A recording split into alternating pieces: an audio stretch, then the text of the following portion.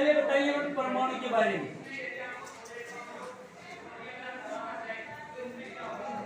परमाणु क्या होता है? परिभाषा लगाइए। दो परिभाषा है परमाणु की। पहले तो पहली परिभाषा देखो, पदार्थ का वह छोटा से छोटा कण,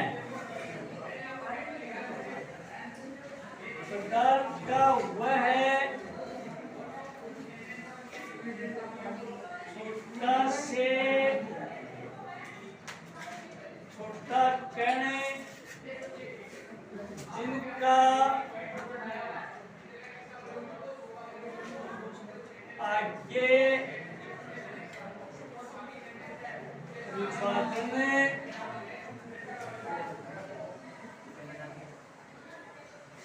नहीं किया जा सके।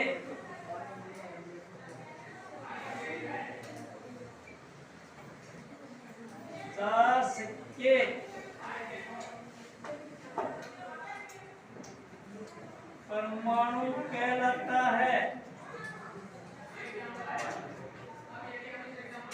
ये तो परिभाषा है कि पदार्थ का वह छोटा से छोटा कण जिनका आगे विभाजन नहीं किया जा सके परमाणु कहलाता है। इस प्रकार का कण जिनको और आगे नहीं तोड़ा जा सके, यानी छोटा छोटा कण का मतलब नज्ञी आंखों से जिनको देखा नहीं जाता, उस कण को आगे नहीं तोड़ा जा सकता, इसको बोलते हैं परमाणु। लेकिन पिछले पार्ट में हम पढ़ चुके हैं कि पदार्थ तो सतत नहीं होता है। अगर पदार्थ सतत होता तो टूटने वाला नहीं होता। एक गुण दिखा रहा है कि पदार्थ सतत नहीं होता है। इसका मतलब चाहे कितना भी छोटा कण हो पदार्थ का, उसको भी आगे तोड़ा जा सकता है, क्योंकि नहीं तो पदार्थ सतत हो जाता, तो सतत नहीं होता है। इसका मतलब छोटे से छोटे कण को भी तोड़ा जा सकता है। तो पहली परिभाषा दिया जाएगी, पदार्थ का वह छोटा से छोटा कण जिनका आगे विभाजन नहीं किया जा सके परमाणु कहलाता है। यह परिभाषा लगाई थी किसने?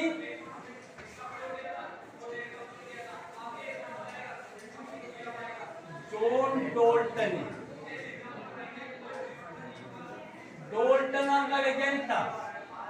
डोल्टन नाम के वैज्ञानिक ने यह परिभाषा लगाई थी कि पदार्थ परमाणु है वो पदार्थ का वह छोटा से छोटा कण होता है जिसको आगे विभाजित नहीं किया जा सकता। ये बात तो बताई थी जॉन डोल्टन ने। इसके बाद जब वैज्ञानिकों ने और शोध किया तो एक नई परिभाषा निकल के आई जिनको बोलते हैं आधुनिक अवधारणा के अनुसार।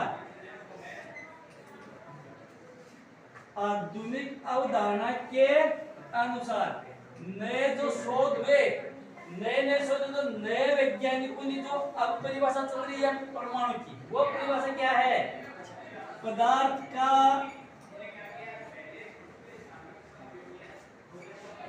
वह है छोटा से छोटा कण जिनका आगे भी विभाजन किया जा सकता है।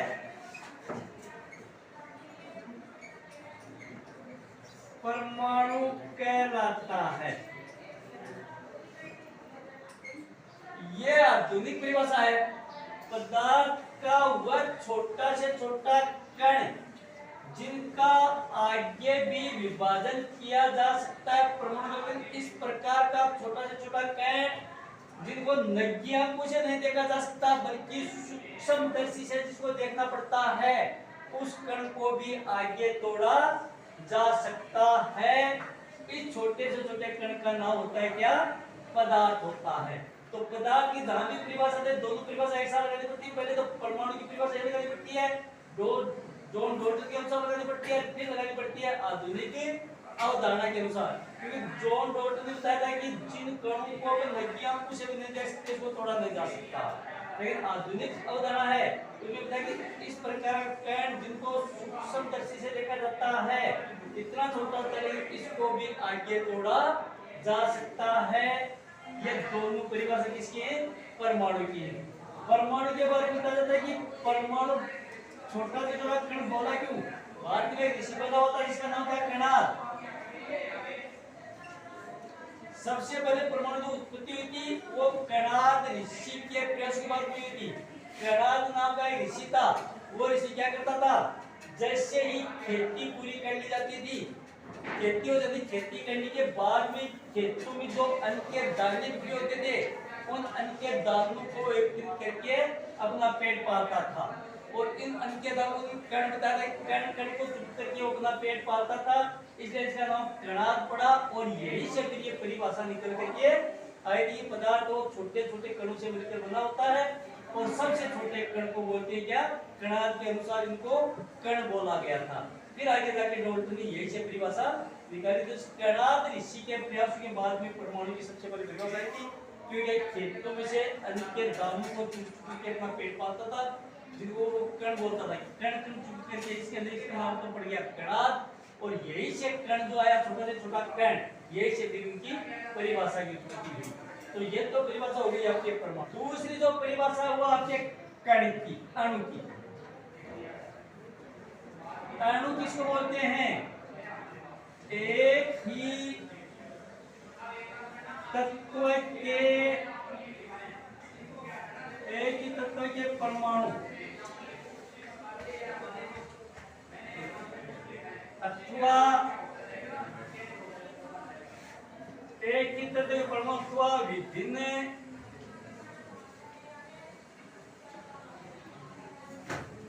तत्वों के परमाणु आपस में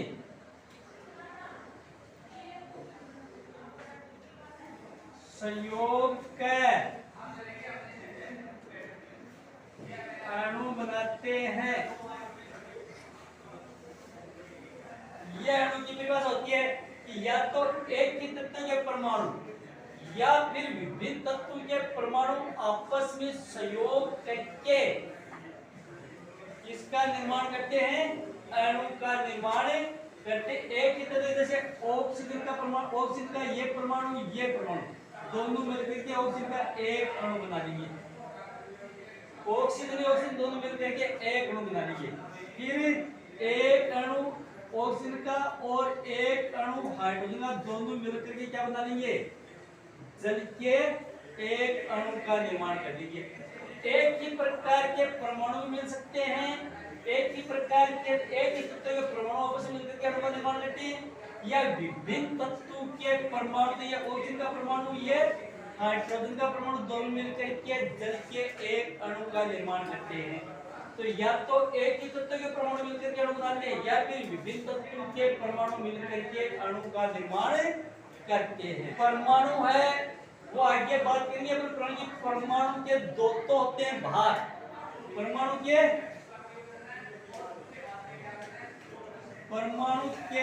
दो भाग होते हैं।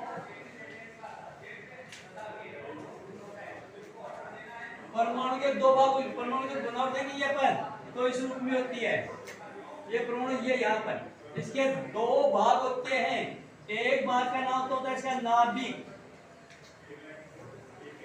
और दूसरे भाग का नाम होता है कक्ष। ये इसकी नाभिक होती है और ये इसकी कक्ष होती है। इसको कक्ष भी बोलते हैं, इसको ऊर्जा स्तर के नाम से जाना जाता है। इनको कक्ष के नाम से जाना जाता है, इनको ऊर्जा स्तर के नाम से जाना जाता है। इनकी परिभाषा की बात अपन आगे करेंगे, क्योंकि अगला पार्ट इसे कह रहा है परमाणु की संरचना का ही। तो वहां पर नाभिक किसे कहते हैं, कक्ष किसे कहते हैं, ऊर्जा स्तर किसे कहते हैं, वो बात आगे आ जाएगी। तो दो तो भाग होते हैं और परमाणु है तीन मूलभूत कणों से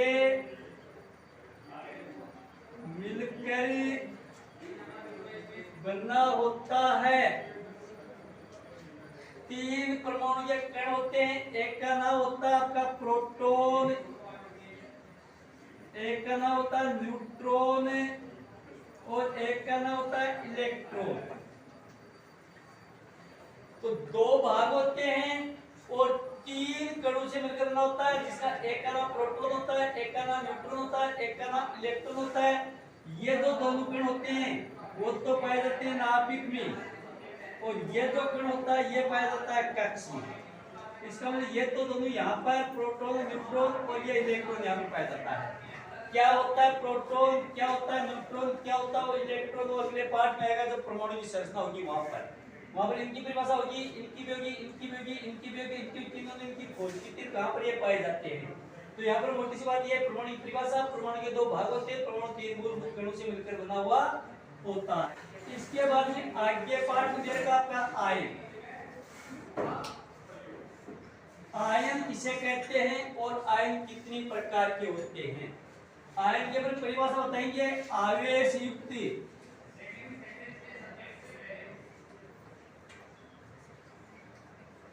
आवेश युक्त परमाणु या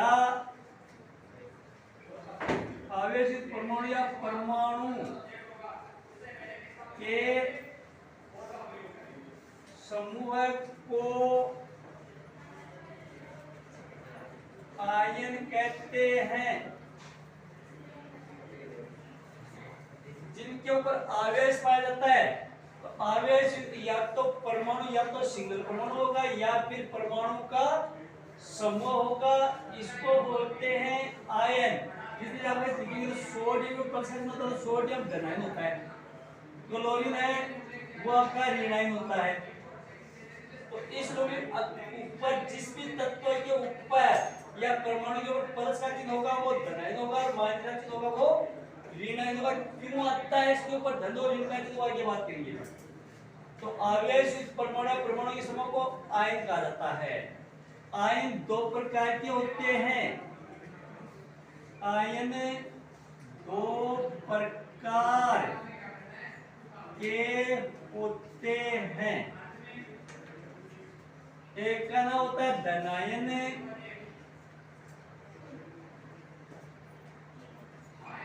और एक का नाम होता है ऋण आयन।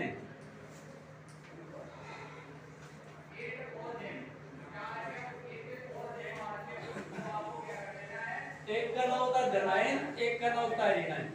किसको अपन धनायन बोलेंगे, किसको अपन ऋणायन बोलेंगे, पहले परिभाषा लिखेंगे अपन धनायन की।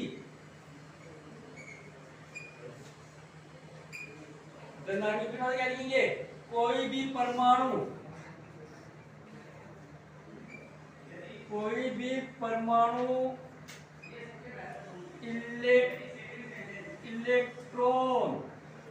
इलेक्ट्रॉनों का या इलेक्ट्रॉन त्याग कर धन आयन में बदल जाता है। बताऊंगा आगे। कोई भी परमाणु इलेक्ट्रॉन का त्याग करके, यानी इलेक्ट्रॉन किसी को देख करके किसी में बदल जाता है, धन आयन में बदल जाता है। ऋण आयन क्या होता है, ऋण आयन। कोई भी परमाणु इलेक्ट्रॉन ग्रहण करके ऋण आयन में बदल जाता है। ग्रहण करके त्याग करके धनायन में, किसी को उधार दे करके धनायन में और ग्रहण करके ऋण आयन में बदल जाता है। तो आयन दो प्रकार के होते हैं, एक धनायन होता है जो इलेक्ट्रॉन त्याग करके धनायन बनते हैं और इलेक्ट्रॉन को ग्रहण करके ऋण आयन में बदल जाते हैं। यह आयन की परिभाषा होती है, आयन के प्रकार होते हैं। बनते कैसे आयन, आयनों का बनना आयन बनी है कैसे? जैसे ये होता है आपका सोडियम क्लोराइड। सोडियम क्लोराइड का मतलब होता है नमक। जो सादा नमक होता है इसका सूत्र ये होता है सोडियम क्लोराइड। इसमें जब विद्युत धारा प्रयोग की जाती है तो टूट जाता है सोडियम धनायन और क्लोरीन ऋणायन। इस तरह से टूटेगा। एक पर प्लस का चिन्ह ये धनायन बनेगा, ये ऋणायन बनेगा। अब बात अपन को ये करनी कि ये इस पर तो प्लस का चिन्ह क्यों आया, इस पर माइनस का चिन्ह क्यों आया। ये सोडियम धनायन क्यों बना और क्लोरीन ऋणायन क्यों बना, कहां से आए ये? इसके लिए क्या किया, एक वैज्ञानिक का नाम था जिसका नाम था न्यूलैंड। एक वैज्ञानिक था, उस वैज्ञानिक का नाम था न्यूलैंड। न्यूलैंड नाम के वैज्ञानिक ने क्या बताया, उन्होंने एक नियम दिया था, न्यूलैंड ने, जिसको बोलते हैं अष्टक नियम। एक नियम दिया था न्यूलैंड ने जिसको बोलते हैं अष्टक नियम। न्यूलैंड का अष्टक नियम। न्यूलैंड के अष्टक नियम के अनुसार ये बात होती है कि जब कोई भी परमाणु या तत्व जब तक विराम अवस्था में नहीं होता, जब तक उसकी अंतिम कोश में 8 इलेक्ट्रॉन, कम से कम अंतिम कोश में कितने चाहिए, 8 इलेक्ट्रॉन चाहिए। जब 8 इलेक्ट्रॉन नहीं होंगे तो तत्व है या परमाणु है वो इलेक्ट्रॉन का आदान प्रदान करेगा, या तो किसी को इलेक्ट्रॉन देगा या फिर किसी से लेगा। जब तक इनका अष्टक पूर्ण नहीं होता तब तक इलेक्ट्रॉनों का आदान प्रदान करता रहता है। जब इनका अष्टक पूर्ण हो जाता है, अष्टक का मतलब होता है परमाणु की अंतिम कोश, जब इनका अष्टक पूर्ण हो जाता है तो फिर वो इलेक्ट्रॉनों का आदान प्रदान क्या कर देता है, बंद कर देता है। कैसे करता है, एक सूत्र होता है 2n स्क्वायर का, 2n स्क्वायर का सूत्र होता है 2n स्क्वायर का। और तो अभी बात आई थी कक्ष की, कक्ष या इसको कोश भी बोला जाता है या ऊर्जा स्तर भी बोला जाता है। अभी बात आई कि दो भाग होती है, ऊर्जा कक्ष या ऊर्जा स्तर। तो कोश इस रूप में होती है, ये जैसे परमाणु की नाभिक होती है, तो ये इसकी पहली कोश होती है, ये इसकी दूसरी कोश होती है, ये इसकी तीसरी कोश होती है, ये इस तरह से परमाणु इलेक्ट्रॉन बढ़ते रहते हैं और वो बढ़ते हैं इस 2n स्क्वायर के हिसाब से।